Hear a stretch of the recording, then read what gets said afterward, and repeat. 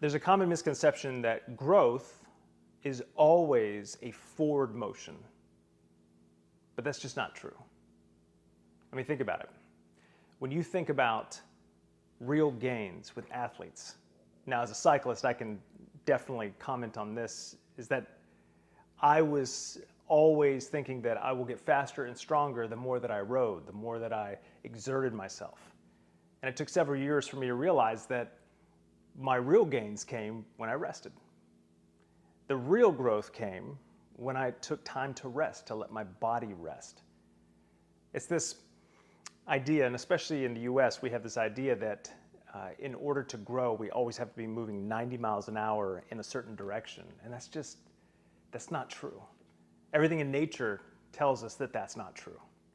And then when we really take the time to stop and think about where we are and where we've been and where it is that we want to go, we realize that we can get clear, we can get really grounded when we stop. So we have to start thinking of growth as two parts, really. You have the forward motion, but in order to have that forward motion and to have the energy to reach that end goal, we have to take time to rest. I know for myself personally, over the past 3 years, we've been completely overhauling our business. We've been changing it so that we have a foundation that will allow us to truly grow, to reach more people, to put these tools of how to think like a futurist, how to envision how the future might unfold, but more importantly, how individual people can take an active role in creating the future.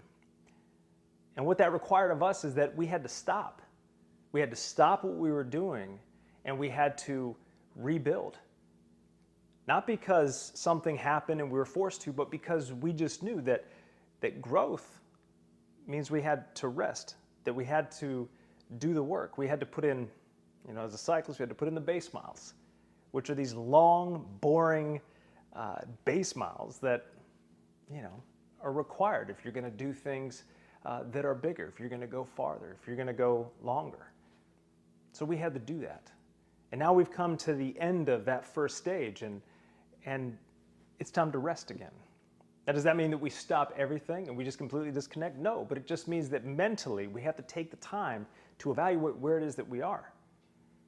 And what I try to tell folks, because I experienced this myself, is that if you're serious about growth, if you're serious about the vision of the future that you want to create, then you have to take time for yourself to get grounded, to build that foundation.